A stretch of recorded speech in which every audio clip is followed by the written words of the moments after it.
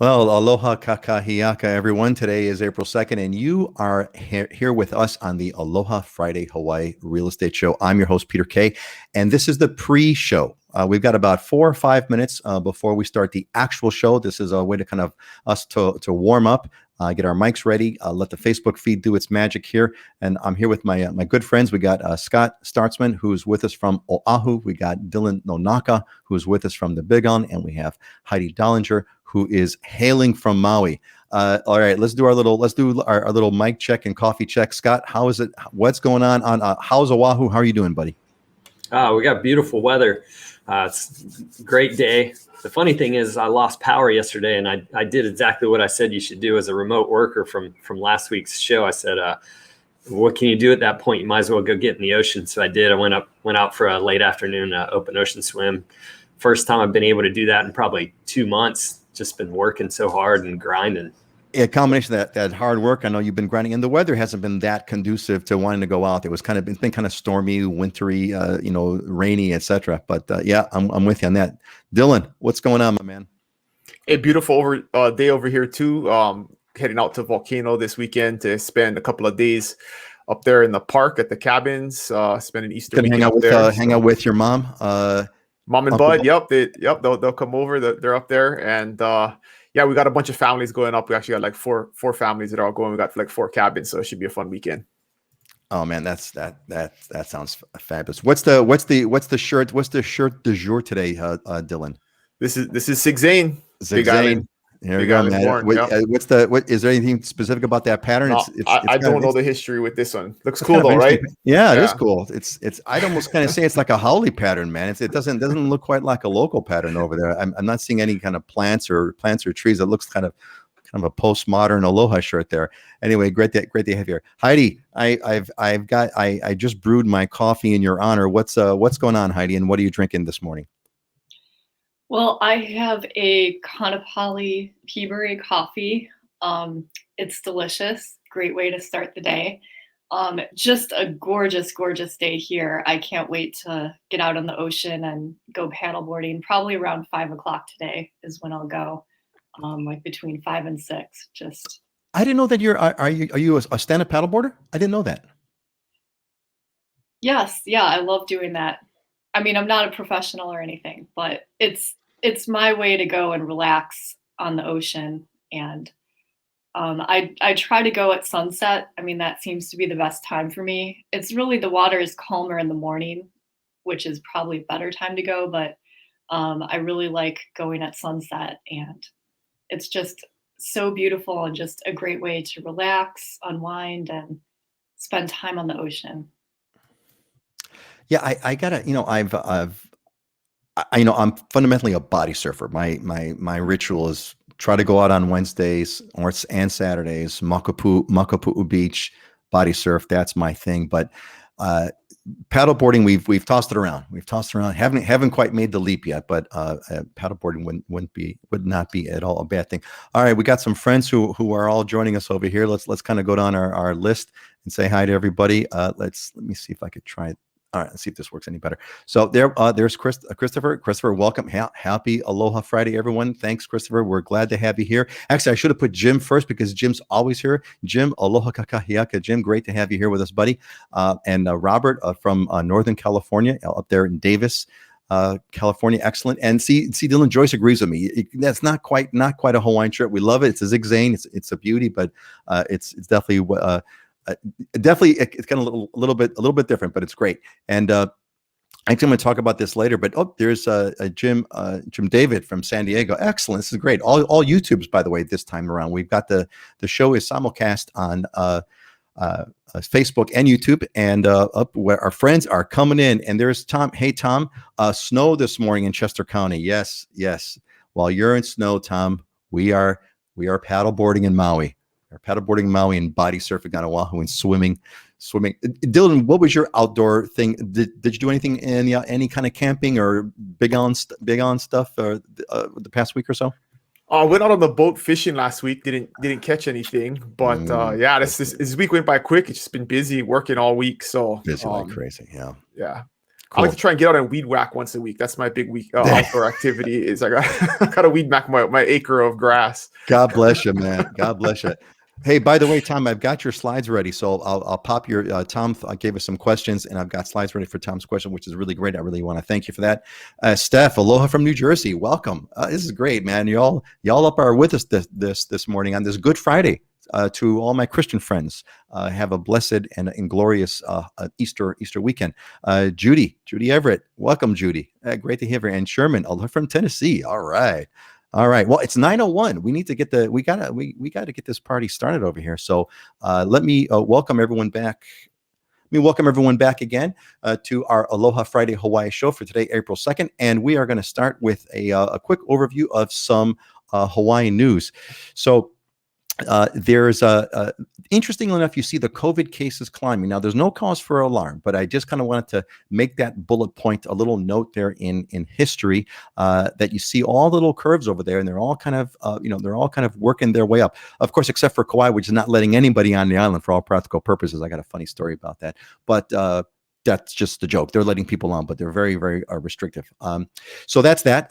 There's a vaccination passport that's in the works. And so what the Lieutenant Governor Josh Green said, he said, what we'll see is come in May, June, and July, people will be able to demonstrate they've been vaccinated, and that will be sufficient for travel. I think this is kind of a thing that's brewing, and there's no doubt in my mind that this is brewing not just for Hawaii, but is going to be brewing for the travel industry overall, certainly air travel. So I see that definitely going on. Now, interesting, this other bullet point I've got over here, $1,000 a day for rental cars. I'm going to bring this one in. So Stargazer came in early this morning, and she said, oh my goodness, everything is such a challenge visiting Hawaii. Rental cars, food industries, tour industries, yikes, visiting in May, big on. Yeah, gang, look, you have got to plan this out. There are $1,000 a day rental cars going on right now. So here's an interesting one. The vans were going for as much as $500 a day. Convertibles renting for $1,000 a day on Maui. Heidi, the cheapest rental is $722 a day for a Toyota Camry.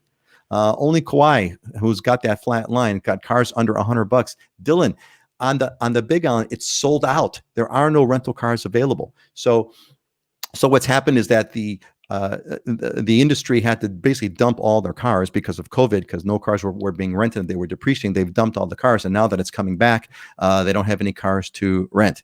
So you kind of want to plan for that. Again, planning is the key. Turtle Bay is reopening. Big deal. Turtle Bay on the island of Oahu, a big resort there. They've been remodeling it, and they're going to be making a big deal. So it's kind of like a signature event over there. The word here, gang, is you definitely want to be planning the vacation. I have a story here to share with you all. I had some friends and family came over to visit us last week, and they were vaccinated. They went through the test, the pre-test. They came over on safe travels. They were able to skip quarantine. They came back here and they tested again because they wanted to go to Kauai. They tested again. Test came back negative. They went to Kauai, and as soon as they landed, they had a military escort to escort them back on the plane to have them come back to Oahu. Now you wonder what happened with that. Well, what happened was that Kauai says you have to be in Hawaii for 3 days before you get your test, and then that test has to be negative. Well, they were here they got a test as soon as they landed.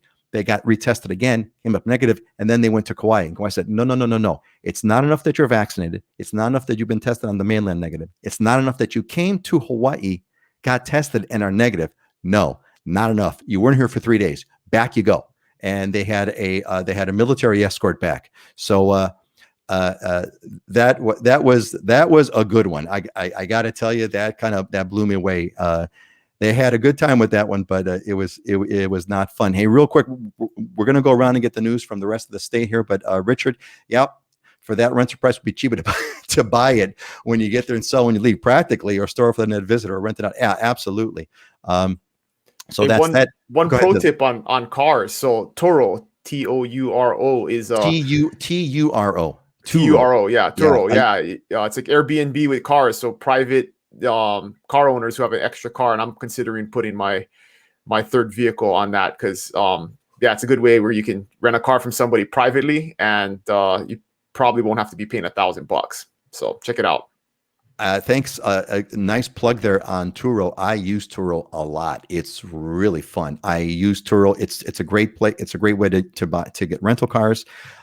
It's a great way to get fun cars that you can't normally get for like a low price. So, I'm going to go visit my daughter in Reno, Nevada. And I was just on Turo just yesterday. And I have a choice. I could either rent a BMW M3 for $80 a day, or I could get a Toyota Camry for God knows, I don't care what the amount of money is for a Toyota Camry. I'm going to get the BMW M3 for $80 a day. So that's that. Let's see.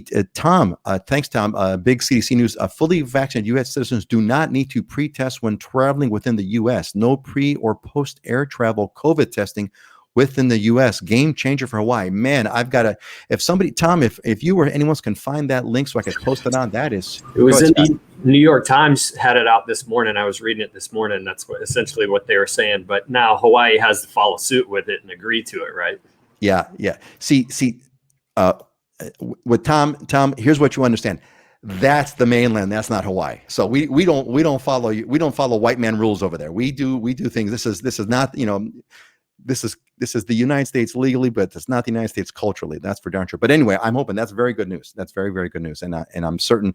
I mean, this is, of course, we're paving the way for the mark of the beast, of course, right? We're all going to have the mark of the beast to show that we've been vaccinated. But hey, that's going to be that's the price that we're all going to pay. So Turo is pricey too, $250 per day. Well, Stargazer, it's less than $1,000. So I'd have to kind of check and see what Turo's going for, but it's less than a G Note, and you could even at least get it. Jennifer's a big fan. Jennifer, wow, by the way, awesome. Vids, I love them. Yeah, we love you too, Jennifer. Great. Hey, let's do a quick update around the state news-wise. Is there anything new? Is there any newsworthy stuff that happened on Oahu, Scott, that's worth mentioning that I missed? I don't think newsworthy. I mean, I did spend this past weekend down in Waikiki. I was bringing on a listing. We were going to go on market for 3 days, and I put my client up in a hotel down in Waikiki. So I went down to visit them, have dinner, and man, there were so many people around. And I would say 5 out of 10 of the tourists that were walking around weren't wearing masks, and it was a very uncomfortable feeling for me. And I'm not usually very sensitive about the mask topic. I mean, I do it, and I expect other people to kind of do it out of respect. But I was shocked at the number of people that were just on crowded streets walking around with no mask, didn't care, pretty brazen and blatant about it. And then the other aspect of it is, man, I've ruled out Waikiki now. I did the Waikiki thing when no one was around, but just to even get into restaurants is almost impossible. You got to have a reservation like 4 or 5 days in advance. And even then it's getting to be tough. So it's, people are back, and it's definitely more congested, and it's a little interesting feeling. I wonder when that feeling of being able to be comfortable in crowds is going to come back from a psychological standpoint. Yeah, that's an excellent point. I'm going to confirm what you said, Scott, because our friends and family who were here, actually was my cousin from Chicago and her husband. We had a really hard time finding a reservation for it. We had a really hard time getting a reservation. We're in this weird period because I also looked at the numbers, and tourism is still, I think, less than half of what it was last year. But it's just that the supply is not meeting the demand. The industry is not fully turned on. And so you've got this, like with the rental cars, this situation going on. And so planning is the key. Plan ahead for everything. Like Jim David here, who's planning ahead, got a Hertz rental through Priceline for Kona in late June, $50 a day. Dude, you should just turn that around and rent that, turn around and rent it again. You could make a bundle of money and just re-renting what your thing is. And there's Jason Rogers. Jason, a member of the Islander Ohana. Welcome, Jason. Good to see you, buddy. Dylan, news from the Big Island that I should have included that I didn't. Anything you want to add on to that? You're muted. No big news, but same thing with just the visitor numbers. I mean, it's definitely back. Any of the resorts you go to feel pretty full. Restaurants are filling back up, and just like you were saying, restaurants haven't fully staffed back up. The hotels haven't fully staffed back up. So it feels like the service isn't as good when you go out. Service is slow. People are overworked because they haven't fully gotten everybody back on board to provide full service. So it should be interesting to see over the next couple of months how that shakes out. Yeah, that's going to be it's going to be interesting how this supply is going to come back to meet the demand. Heidi, what's Maui news that's worth noting? Well, yeah, I mean, exact same thing on Maui. It is super busy here as far as the visitor industry right now. Vacation rentals are almost fully booked. Restaurants are busy. It just seems like there's a lot of people on the beach, which, I mean, coming off of last year, it's just shocking, but it's really just a return to how things were um, before, the pandemic in 2020.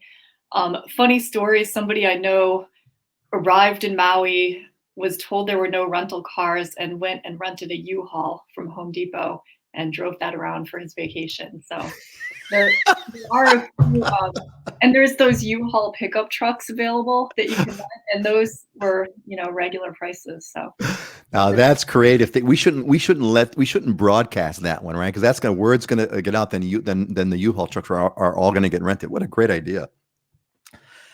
That's ingenuity right there, Tiny. That is ingenuity right there. Now for my construction projects, when I got to go pick up materials, all the U-Hauls are going to be $1,000 a day too. Oh man! Well, you know what? This is a time to go to Turo. Dylan, I'd be interested next week. Give us at our next show in a couple of weeks. Give us the report if you put your car out on Turo. That's going to be very interesting. There's a lot of people. There's a lot of people in Hawaii who have Turo cars, so I definitely go check that out. There is inventory because I just checked. Just for the fun of it, I'm gonna, like for example, Turo is also fun to rent out like fun cars. Like if you ever wanted to, like a test drive, the car I own now, the famous convertible Porsche that's in all those videos, I rented out a similar car on Turo to see if I was going to like it. It was a great way to try before you buy. Let's see here. We got a couple of questions that popped in. Jim Stevenson, she says it sounds like it would be very difficult for a New Yorker like myself to visit Hawaii and live there until I find a permanent condo to buy. Is that true? Scott, what do you think about that? This is Jim who's trying to figure out a way to, Jim's envisioning a way to kind of come out to Oahu and rent for a few months and then buy. What would you say to Jim?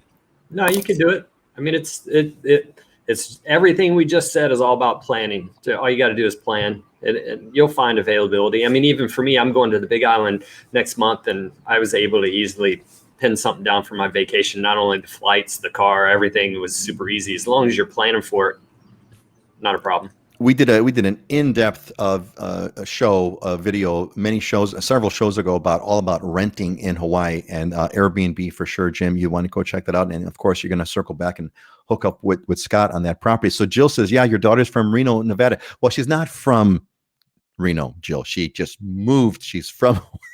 Just kidding. She was born and raised in Hawaii. She moved to Reno. Yes, and so you're moving from there to Honolulu in 2 months. Excellent. Yes, my daughter is she's a researcher at the economics researcher at the University of Nevada in Reno. So that's her story. Great to have you moving here, Jill. And Alex Pactaman. Hey, Alex, welcome back, buddy. Good to see you. All right, I think we covered just about everything. Let's move on with our real estate market update. Now, let's maybe kind of shorten this segment because I know you're all going to say that the market is bananas. It's crazy. There's no here. Let me just kind of summarize for everybody. The market is bananas. There's no inventory available. Prices are skyrocketing like crazy. You can't get anything. You can't. You're bidding on a. You have to bid over $100,000 over asking, and you still won't get the property. Okay, now that being all said, what else is going on? Give me something else that's going on the market. Let's go counterclockwise. Let's start with you, Heidi. What's going on with the Maui market that I haven't already said? Well, that was an amazing summary. I mean, this whole week is it's felt like one long day. I mean, I don't want to, repeat your summary, but one of kind of the challenging things happening right now is escrow companies, lenders, everybody's really backed up. So just takes a lot of focus. I mean, I think it's more important than ever before to work with a really good realtor, especially in some of these competitive situations. And I mean, just because the market is busy and yes, there are things going above asking price, that doesn't mean every single listing should be selling above asking price. So, I mean, I think that you want to work with a professional that knows the market and can guide you and, not just go bonkers over everything. So, but anyway, it's been fun. Yeah. Yeah. Well said. Dylan, give me a story, or add into what I said. Have anything else that you want to add, and or give me a story from the last 2 weeks. Well, so since the last show, and I don't, we're always talking doom and gloom here, and like we don't want to, depress anybody about not being able to buy. But I did last week get 3 buyers under contract, so it's not impossible. I've told plenty of stories about getting beat, but if you find the right property, if it's a property that maybe is not priced correctly, there's still room for negotiation, and so you just got to go out there and find it. So all hope is not lost. There's still opportunities out there, and you got to be in the market. You can't just, the only way to catch a fish is to put your line in the water, right? So if you're just going to sit on the sidelines and not do anything, you're definitely not going to get anything. So you still should be involved and engaged. But from some numerical standpoint, so we talked a little bit pre-show. So Scott's going to add some of his numbers into this afterwards. But very interesting, on the Big Island, there are only 450 active homes on the Big Island across the whole entire island. There are about 16, 17, 1,800 realtors on the island. So there's like 3 realtors for every home that's for sale on the Big Island. Crazy. There's 605 under contract. So there's like 200 more homes under contract than there are even available. And, we've had 319 sales in the last 30 days. So we're getting to the point where like pretty much every home that comes in the market goes under contract and then sells. So it's pretty shocking inventory, but I'm going to turn it over to Scott because it's not even as bad as Oahu is. Before we get Scott's even doomer and gloomer numbers, just to give me some context, Dylan, how many homes you said are? How many? What's the inventory now on the Big Island? Did you say? I'm just talking homes, but 450. Homes. Yeah. 450. Now, how is that? What would be, previous to this madness? How many homes would you normally have available in inventory? How does that compare? Like 3 times that many. 3 times that many. Okay. Yeah. All right. Yeah. That really kind of. And then the crazy ratio is the amount that are under contract and the amount that are selling. Right. Normally that ratio is like, 2-3 to 1, the amount that are under contract and selling, not like a 1-to-1 ratio. Right. So what do you mean? So give me an example. Like if there's 1,000 homes on the market, usually only 300 homes under contract. Okay. Right? Got it. And we're at the point now where there are more homes under contract than there are homes on the market. Oh my God. Okay. That's right? Like completely upside down. It's upside down. Yeah. Completely upside down. Okay, great. Well, like Heidi said, this is why you want to work with someone who's experienced and can help you still close those deals, because I know that if you close a bunch. Scott, Dylan gave us the wetted our whistle about some crazy numbers on Oahu. What's going on? Yeah, so if you look at Oahu population-wise and number of homes, condos, and whatnot compared to the Big Island, what is there, like 150,000 people on the Big Island and like 1 million on Oahu, and we have the same number of homes on the market as the Big Island does actively available. We're like 443. It's insane. And so last year prior to hold on quick. I gotta stop you. Let's just repeat that. There are less homes, or about the same amount of homes inventory available on Oahu, population of 1 million people, as there are on the Big Island, which is a population of about 150,000. Same inventory available. Yeah. Oh my God. So, and we have 685 homes in escrow right now. So exact same thing that Dylan's seeing on the Big Island. The interesting thing is, so pre-COVID, we were at 4.5 months of inventory. Active inventory would have been at about 2,000 homes on the market. So that kind of gives you the perspective of where we would be, where we are. So almost 5 times. So in other words, you're saying there'd be about 2,000 homes, typically speaking, available, like if you do a Zillow search or whatever. And now you're saying there's about, like you said, about 400 yep. something? Wow. 443 to be exact. Okay. Boy, when's this going to end up? Go ahead. I'm sorry. Yeah. So to actually give you some good news, I'm actually running 6 escrows. 3 of them are in escrow below the list price. So it's not when we're talking some of these numbers, part of it might be a little bit dramatic, but you do have the ability to negotiate out there on certain properties. Not every single one of them is getting bid up. I did put in an offer last week or a couple of days ago in Kailua, and there were 44 offers and it went 150 grand over asking. I also just brought on this Ocean Point property, a house. I did everything up front. That's where I put my client in the hotel for 3 days. I had 60 people through, 16 offers, and we're well over 100 grand above the asking price. I did list it a little low, and it's almost a model type home. But the more amazing thing that I realized in those 16 offers when they came in, because I had done a home inspection, PV inspection, survey, title report, everything a buyer needs to do during a contract, you can remove your contingencies and just do the financing. When I did that, 13 of the 16 offers that came from agents, they didn't know what to do.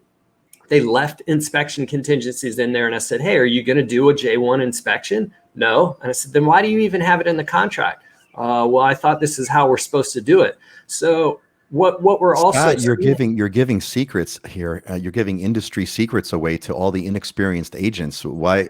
How good of you? How nice of you? Yeah, but it really highlighted a concern for me, which is lack of knowledge, experience that's in the industry right now. And if you're not working with the right person, that can be significantly detrimental to you when you're bidding on some of these properties. Yeah, that's a great point, Scott. And I didn't mean to interrupt you, but it was just so nice of you to kind of share your trade secrets. That's right. I got many others. That's just one. That's a free one. That's a giveaway. That's a giveaway. You'll have to kind of hang out with us until midnight tonight and get the Ginsu knives to get all the other offers. Yeah, great. Thanks, gang. Hey, before we go on, there was one thing that I just kind of wanted to touch on this real quick because you brought it up, Scott, and I felt it too, which is this idea about seeing people without the reaction locally to seeing people without masks. I felt the same thing because we went down to Waikiki to meet with my cousin who was visiting us. And I too saw people walking without a mask. And my initial reaction was, how dare you? What are you doing? Are you, this is how you put that mask on, and which is horrible, frankly. I'm conflicted, right? Because personally, I'm sick of this thing. I'm done. I am done. Right. I'm so done. And I kind of don't care anymore. So I'm with them. I'm sick of the mask, but I'm also kind of socially sensitive, right? After I haven't gotten vaccinated yet, but I did schedule my appointment. Once I get vaccinated, I don't have to wear the mask, but I'm going to probably wear it just so I don't freak other people out, right? So I'm like, how long is this going to go? That's kind of what my question is, right? How long are we going to socially kind of keep this thing going? Dylan, what I want to get the Dylan's on this. What do you think? Because you're a pretty good sort of a cultural observer. You're coming from a bunch of different angles. Have you thought about this all? What do you think is going to? I mean, what's the vibe in Kona, or what do you thought about? What do you think about? How long are we going to kind of keep this mask thing on and fear of COVID, even though we're going to be vaccinated and there's going to be new strains and it ain't going to matter because they're going to keep telling us to put our mask on or take our mask off or whatever? What's your thought on that?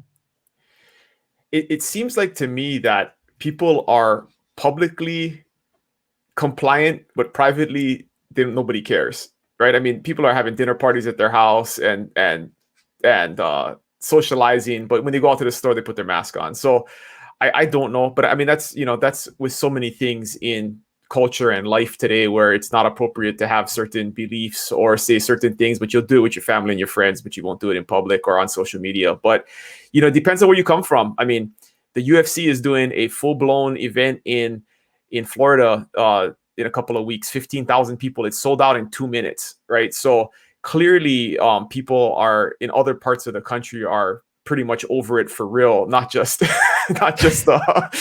privately. So that's an interesting perspective, and it's interesting talking to people that come from other places because they are like that. Or you talk to somebody from like Iowa and they're like, we never had masks, or like South Dakota, they just never, it wasn't even a thing, right? So it's really Texas, South Dakota, Florida, right? Yeah, right. The microcosms of pockets of America and how different we've reacted to this and how we've complied or not complied or whatever. So yeah, it's been interesting. Here, so Nina Nina, this is a great comment. So Nina, as long as you're 6 feet away, viruses don't reach you. Yes, but guess what, Nina? And here, just give me a nod. All right, if you've seen this, have you seen someone driving a car with the windows rolled up and their mask on? Right? Have you? Okay, Heidi, have you seen it? Yes.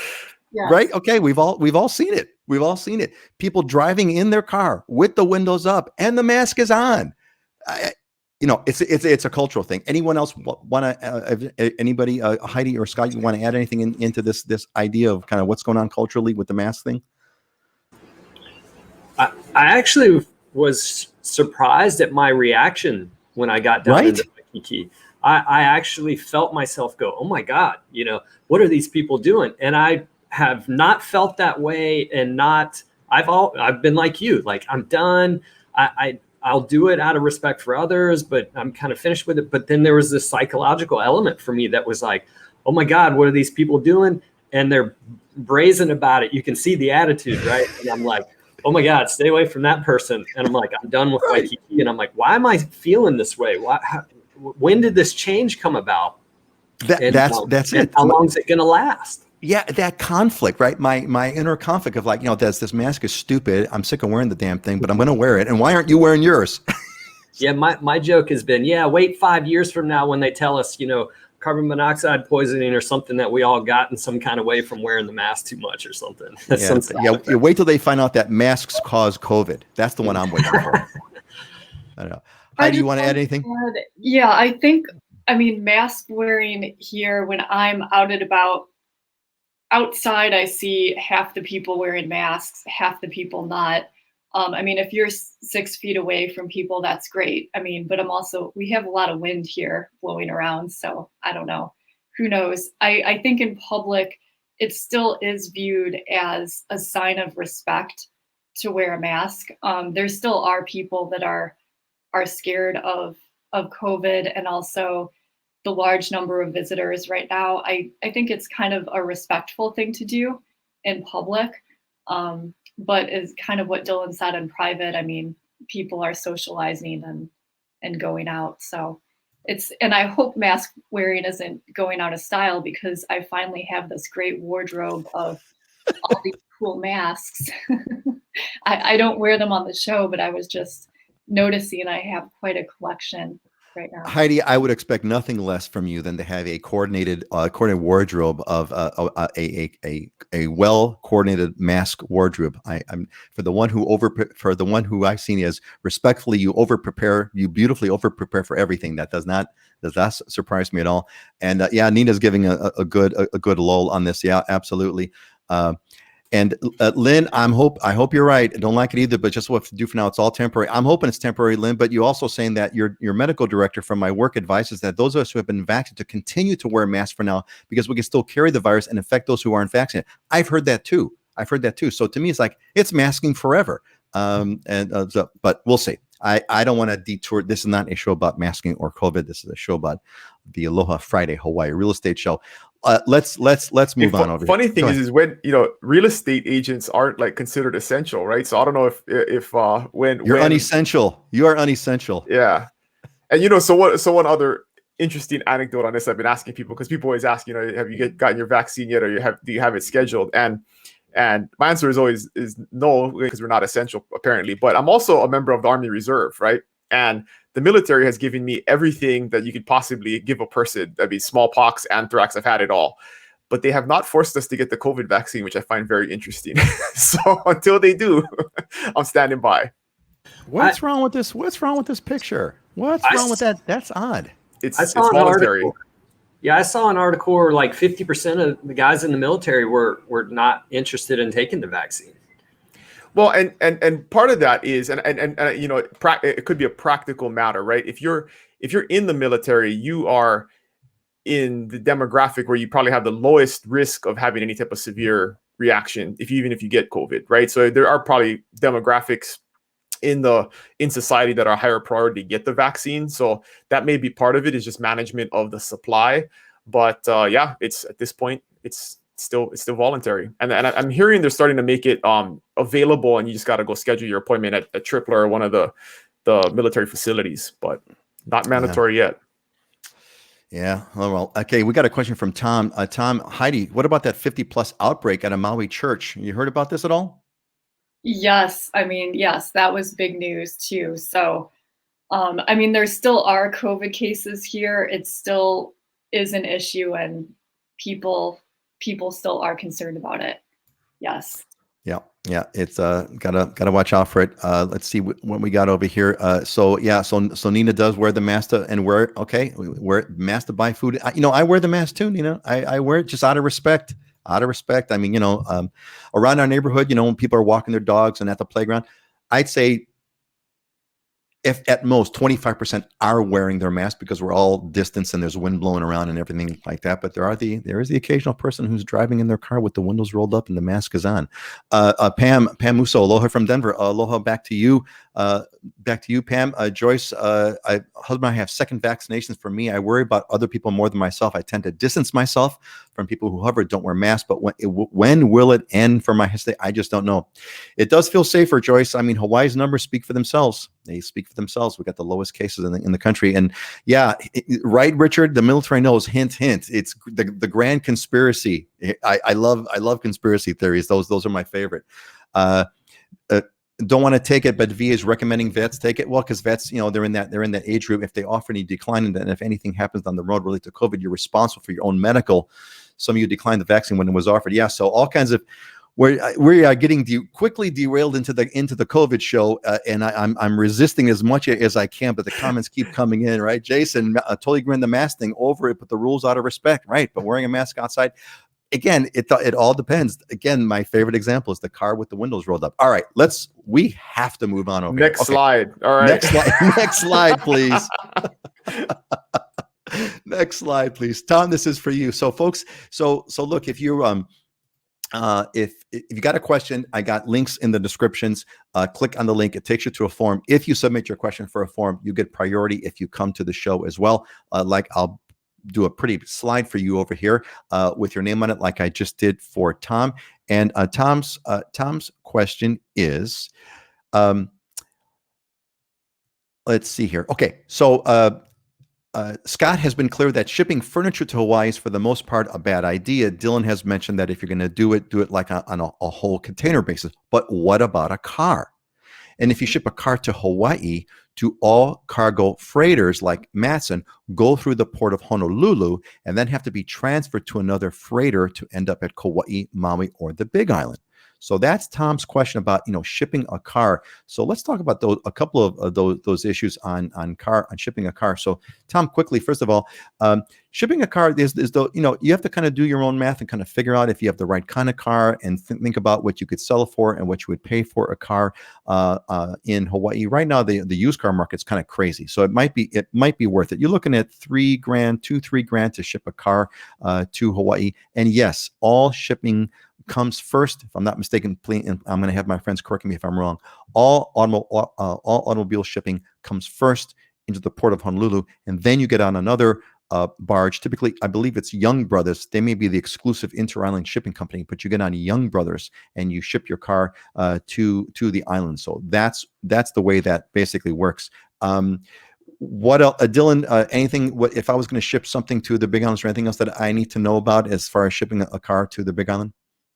No, process wise, that's correct. I think the prices have gone up over the last year. I know previously the last truck I bought from Oregon and shipped it here because I saved $7,000 to $10,000 on the purchase price and paid the $1,000 to ship it. So there is some value potentially to shipping a car here, depending on the car. But you should shop around because we have somewhat of a monopoly here on the dealerships, and so there is a premium to buying cars here. And if you can get it cheaper on the mainland or you have your car paid off, it may be worthwhile just to ship it over. Yeah, and if we're gonna, we can branch on that topic a little bit. If you do buy a car, Dylan, there's a tax agreement between certain states, right? So if you buy the car on some X state, you still have to pay either the general excise, the Hawaii general excise tax, or some kind of you don't avoid the tax, but you get a lower price presumably. Is that what's going on? Yeah, correct. Okay, got it. Good. Heidi, is there anything else I should know if I'm going to ship a car to Maui? I mean, not really. You covered it. I mean, all cars here, they come from somewhere else anyway. Yep. Just if you're moving, I mean, maybe most people know this, but sometimes we've been asked no, you can't just put all your suitcases and everything in your car and ship your car. They don't let you do that. Good one. We get that a lot. I get that a lot. Can I stuff my van? If I'm not mistaken, you even have to have your gas tank like no more than 1/4 full of gas. So you can't even fill your gas tank, for crying out loud. Scott, any words of wisdom we need to add to Tom, who's looking to ship his car here? Yeah, I just had this conversation 3 days ago. Person had moved over here from Reno. They were looking at shipping 2 cars, and if they drove the cars to like LA to ship out of the port directly, then it was $1,500 here to Oahu. They had 2 cars, so it'd be $3,000. But if they shipped it from Reno to LA, then LA out of the port, it would have been $3,000 per car. So they decided to sell 1 car, drove the other one to LA, had it shipped, and then they're going to buy a second one here, save them quite a bit of money.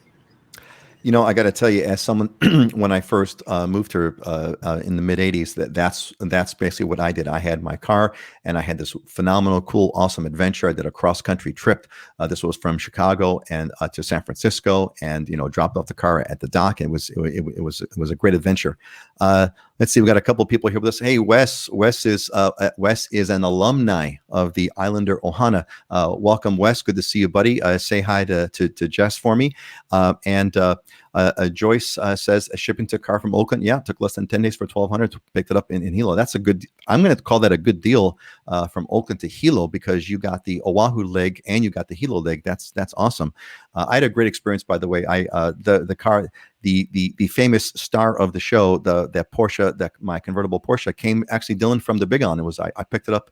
I flew into Kona, picked it up, drove it across the island. Had a great road trip. I dropped it off in Hilo and showed up on my doorstep. Rhonda says I shipped furniture from Texas to Oahu with 2/3 of my shipment didn't even show up. Ouch. My trucks were only $2,200 each. Sorry about that, Rhonda. That's not what we want to have happening. All right. Let's see here. What's moving on now? Let's see. It's 9:30. Okay, we got a little bit. I'm watching our time over here. Tom, shipping from East Coast is pricey. Probably will buy. Yeah, or Tom, do the cross country trip, man. It's a great trip. See the USA, man. It's a great way to go. All right. Let's kind of hit the next question over here that came in. So this is our little topic for today, which is a shopping comparison. And so George from Plainfield, Illinois, asks, Peter, can you compare retail shopping on all islands of Hawaii versus the mainland for groceries and other shopping needs? Thank you. So this is a great kind of a statewide question. So tell us about what are the Heidi, let's start with you. What would you call the major shopping areas on Maui where one might go depending on where you live? Well, it depends what you're shopping for. We do have some nice grocery stores over here. We have Safeway, Foodland, Whole Foods is over in Ka'alui, but on the west side we have a big Safeway and Foodland and some smaller grocery stores. Compared to the suburbs of Chicago, not every grocery store is going to be as big and have the biggest selection, but we do have some big stores that they do pretty much have everything that you would expect to find. And then some of the smaller neighborhood stores, I notice, sometimes I go in there shopping I have an idea in mind of what I want to make for dinner, and they might be out of one thing or something, but that's more of the smaller neighborhood stores. The big stores are great and really nice. And then as far as other shopping, if you're looking for a swimsuit or board shorts or beachwear, greatest selection ever over here. In general, I mean, other clothes shopping and things like that, it's just not as big of a market as somewhere like Chicago or, a bigger city on the mainland. So Heidi, where are the major, where would you categorize the sort of the major shopping districts on Maui? How would you characterize them or call them? For example, there's like Lahaina, there's Kahului, which is the main sort of town. Where are the other major shopping areas in Maui? Well, Ka'alui is where you'll find all the big box stores like Costco, Target, Home Depot. You have the mall over there. in Wailea, there's a really nice mall, kind of a high-end shopping center, great for art, clothes, things like that. And then in West Maui, in Kaanapali, there's Whalers Village, which is also a nice shopping center. It tends to cater more towards the visitor crowd. But yeah, those would be the three main areas for shopping. Great. And there's some nice specialty stores too, and art galleries, and just, I mean, unique things. Awesome. Thank you, Heidi. Dylan, what are the major shopping areas that one would go to on the Big Island? Yeah, this is an important consideration depending on where you want to buy and where you want to live, because the main shopping hubs are Kona, Kailua Kona on the west side and Hilo on the east side. And you can easily be an hour and a half away from either of those. So if getting to the big box stores, there is only one Costco on the island on the west side. So if you live, the further you get away from that, the further you are from Costco, if Costco is important.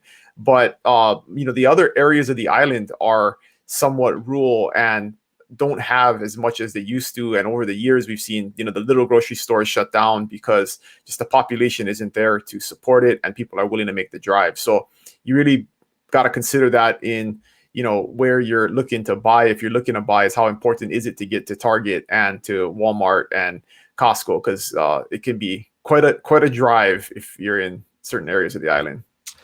I'm so glad you brought that up. And this is what I love about our group over here, because there's the diversity based on the differences of the island. So the big consideration on the Big Island is that you may have a distance issue. You may have a huge distance issue where you got to drive for an hour or more to get to a shopping area to get the stuff other than the most basic fundamentals that you might find at the corner grocery store, if there is any. Yeah, and even in the places, the rural areas with a smaller grocery store, I mean, you have the necessities there, but you're paying, a premium for milk and meat, right, and, vegetables. I mean, you can still get like maybe box stuff, non-perishable stuff for a similar price. But anything that's perishable, because of the cost to ship it out there, and they don't hold as much inventory because it's in a smaller rural area, you're definitely paying a premium for those items. Yeah, definitely. Interesting consideration. And to a much lesser degree, Maui's got these patches, whereas like on Oahu, it's like everyone's, there's shopping districts everywhere. Scott, rattle off the big shopping districts that people can choose from on Oahu. Everywhere. Kapolei, Second City, they got every box store. You go up, over Waipio, you've got Costco and a whole bunch of grocery stores and things there. You have Pearl Ridge Mall. That whole industrial section around there has everything you need. You come in town, Honolulu, you definitely have everything you need. Even Kailua has Target, Whole Foods. Those are two big anchors, Foodlands over there. Not to mention just regular shopping. Even Hawaii Kai, it's got its own little environment over there. It has Costco, has Safeway right there. So it's not hard here on Oahu. You pretty much have it everywhere. Yeah, go ahead. No, the interesting thing for me that I've found, and I paid attention to this, and I'm actually going to, I'm doing a kind of a blog post on this that I'm going to launch soon, is I've found I have a very specific pattern on how I buy my groceries here, because for certain things like milk and eggs, I go to Costco. It's cheap, so much cheaper than anywhere else. If I go to Times or Foodland, for one, having the discount cards at the grocery stores is key. You get big discounts. I don't know what it is with the Hawaii grocers here, but for example, if I go into Times and I want to buy peppers, they're $5.99 a pound. I go to Whole Foods, they have them at $3.99 a pound now. And last week they had them on sale for $1.99 a pound. I mean, that's an insane price range. And you find that all the time, even with the breads. I'll go to Times for the bread and it'd be like $6 for a loaf. You can buy 2 loaves at Costco for the same price. So there's like this weird matrix and method to the madness that you end up getting with your groceries. And I have this specific thing. I know where this one's going to be on sale for this time and this one over here.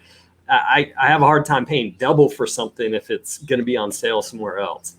We need to have Scott's red bell pepper prices blog to tell us kind of where to go get those best deals. I think that's the interesting part. I mean, yeah, Scott, Oahu's got shopping kind of everywhere. The only place where it kind of thins out, right, is in the north area. I mean, Haleiwa it's certainly a shopping area, but once you get past, like, I would say if you go from let's say from Sunset Beach all the way to Polynesian Cultural Center, that kind of bend. Yeah, Yep. even there's still some shopping, but it's not quite, clearly not as predominant as Oahu is. Great, excellent. And I was as you were talking, Scott, about those discounts cards. Yeah, Loop's got it. Yeah, I've applied for discount cards. Yeah, it's sort of like a given. You got to have those cards. You got to have your Safeway card. You got to have your Foodland card. Foodland is the local grocery chain. That's like a basically a must. Let's see here. We got Joyce. Thanks for chiming in, Joyce. Joyce says they just opened a super Safeway in Kailua Kona, Target, Costco, but don't expect to find Apple, Whole Foods, Best Buy, etc. The major shopping would mean to go to Oahu. That's right. And of course, you got Amazon. So who cares anymore, right? It's like you just get it from Amazon. It's easier to get it from Amazon than to drive 15 minutes to go and pick it up. We have. Wait till Amazon builds that distribution center out by the airport. Then that's going to be a game changer out here. Great point, Scott. So Amazon made a huge purchase on Oahu to have a distribution center. So clearly they did the math. Their AI models have determined that it's going to be financially viable for them to have a distribution center there, which means that stuff's going to get shipped here, much quicker, much faster with Amazon Prime. So great. We have the Amazon plane coming to the Big Island now, and my wife has had stuff show up within 24 hours. Like she'll order it Thursday afternoon, and it'll show up Friday, at noon or whatever. It's crazy because it flies in at night, so it usually gets here at like 11. We can see it fly by out in the distance over the horizon going towards the airport. But yeah, they've really made it quick to get stuff out here from Amazon. It's absolutely remarkable. I can't even imagine. I would love to know what Amazon's numbers look like for Hawaii. I will take a venture to guess that their numbers concentrated per capita, whatever, that Hawaii's got some of the best numbers. I almost will bet on it. Well, look, they bought that. Scott, I don't know how much their property was that they bought on Oahu, but it was in the many millions that they bought to kind of do their warehousing. Yeah, and part of that methodology is because we're limited on the number of goods and the types of goods and the selection that we have that is shipped out here. So a lot of times we have to go to Amazon for things to be able to get it, to actually get availability here. That's right. It's not even available. Great. Hey, let's do there's also a lot of locally grown food and food that you can network with your neighbors and get for free. I mean, a lot of people have chickens, so you can get fresh eggs, avocados, mangoes, because when certain things are in season, I mean, people are pretty much just giving them away. So, and lemons and limes, things like that. The time-honored tradition of bartering with your neighbors, right? I bring you mangoes, you bring me lemons. I bring you papayas, you bring me eggs. That's a great island tradition. In fact, a lot of the during season is, if you go to some of the local grocery stores, in particular like Times and Foodland, you will see local picked fruit from people's yards that are sitting for sale over at Foodland, which is always cool. Scott, you're going to add something. Yeah, one thing we didn't touch about, which we should, is there's plenty of farmers markets here, and supporting local is really important. And you can really get fresh produce at a good price here. Funny story, I was in Times supermarket last week, and there was a crowd hanging out over in this one little section, and they're just standing there. And I asked the lady when I was checking out, I said, "What the heck's going on over there?" She said, "There's a special kind of papaya that only comes out on Wednesdays that they put out on the store." And she says every one of those people was waiting for them. And by the time they put them out, within 5 minutes, every one of those people was going to have grabbed them all. But that goes back to the local produce that we have here, some of the unique stuff. Yeah, so I'm so glad you brought that up, Scott. Buying local is a really big deal here, and we're trying to kind of encourage it more. There's a lot of calls to kind of produce a lot of our local goods, all kinds of issues about that. But yeah, definitely going on. See, Dylan, now Joyce, Dylan explained the great mystery of why your Amazon Prime stuff gets here so quickly. Now you know why. It's because those Amazon planes are showing up, and great bargain deals in next door. Yeah, definitely. Cool. All right, gang. Next slide, please. I love that. That's a great line that I want to use that more often. So let's move on to our diamonds and deals. We're coming close to the close of our show over here. If you got any questions, folks, pop them over here, because we're bringing this around. Going to go over our cool stuff. These are the aspirational part of our show. I love this, where each of my friends hand picks some properties that they want to use to highlight about Hawaii. Some are diamonds, some are deals, some are both. Let's go to our first one here, which is Heidi. When I first saw this, I had to look at it for a long time. So this is in Lahaina, 4 bedrooms, 4.5 baths, 4,600 square feet, 35 acres, complete with an Aloha cut hedges, $7.9 million. Heidi, what is this? Well, this is appropriately known as the Aloha House. You can see this Aloha hedge from miles around. Was just listed 35 acres. I mean, for somebody that's really looking for a private sanctuary on the side of a mountain with incredible ocean views. So there's been a lot of comments on this Aloha hedge, so I just had to show it. It of course immediately right away. I don't know about you folks, but immediately the first thing I thought of was that big Hollywood sign, right? That's the first thing I thought of immediately. So this is like the local equivalent, except we're more environmentally friendly, right? That's just like cut into the hedges. We're not putting fake plastic letters up. But that view is just breathtaking. Look at that. I'm assuming that's a sunset, not a sunrise. That is like, man, 7.9 for the low price of 7.9 million. That's an awesome one. Thank you, Heidi. Tremendous property. What do we got here? We got Scott's got us the condo, the 2-bedroom, 2-bath fee simple condo, $395. What a deal, Scott. What do we got here? Smoking deal. Downtown Harbor Square. This is in the there's 2 towers down there. This one's 2-bedroom, 2-bath. Second to the top floor, 26th floor, and it's a corner in unit. So you can see in the lower right picture in the bedroom, you get side in windows. So your views are just breathtaking and sweeping. And you notice there's no buildings right in front. That's because those are all government buildings. So you look out across this government section that's all lower, 2-3 stories. So you get unobstructed views from sunrise up over the Ko'olau Mountains, and you actually do get ocean views and coastline views on the right, and you're looking out towards Kaka'ako side, towards Diamond Head. But 2-bedroom, 2-bath fee simple for $395,000. It has central air. The maintenance fee is $800 a month. So it does include the electricity, the central air, water, sewer, and trash, and all the common elements. You got a pool. You got a lot of quite a few amenities. So if you're working downtown, or you want affordability right next to the Kaka'ako, this is a great buy. Scott, this seems underpriced in terms of what the median price of the condo goes. I'm sure it's market price for this specific property. What's why is this so much below the median price for condos are on Oahu? So the main difference with this one is it doesn't come with a deeded parking stall, but there's parking available in the building for about $235 a month. That's the main difference. But even at that price, it's still dirt cheap. It's a great value. And in that area, you don't really even need a car. Everything's within close proximity. So, car is optional at that point. That's interesting, Scott. I wonder what's going to happen with that, because I can see now why there's a lower price, because it doesn't have a deeded parking stall, and it's another plus $200 a month, which is, again, it's still lower than the cost of what it would take. I think I agree with you that especially for the downtown area, with the whole rise of Uber and these, fractional rental cars, like there's one of the local conglomerates, Servco, has one of these rent a car for an hour kind of deal. I forgot what they're called, but there's a company that does that.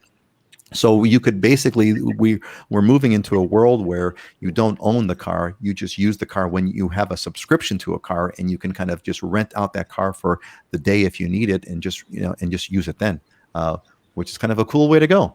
Uber, etc. Excellent. That is a deal, Scott. 2-bedroom, 2-bath for $395, and that building down below, that square, a tan building, that's City Hall, if I'm not mistaken, right? That's City Hall. City Hall. It could be. There's also to the left, right on the top of the railing, right on the left is also that other government, the government building as well. So it's government buildings, basically. Yeah. Great. Cool. All right. Let's move on to this, another stunner, 2-bedroom, 2-bath. Let's see. Let me blow this up a bit more. 2-bedroom, 2-bath on Ke'e Beach. I never heard of that place before. $1.9 million. Dylan, this is like amazing. What is this? You're muted. This is a complete diamond. You are hard pressed in a lifetime to find something like this available. This is right on KA Beach, which is next to Kealakekua Bay. But for locals, I mean, it's a favorite area. It's one of the best surf spots in South Kona. It's a white sandy beach. And these properties, this one was in the same family for like over 100 years, the Greenwell family. And it's finally, gotten far enough down where, they are now not really connected to it and are looking to sell it. But it's a half acre, like literally right on the beach. That picture in the upper left-hand corner is the front yard, basically. So you jump over the stone wall and you're right there on the water, and just a super special, unique location. There is only a few properties that were carved out. Everything else around it is owned by Kamehameha Schools. So yeah, I mean, super, super special. These things never come up. And, a real legacy property for someone that was interested in that.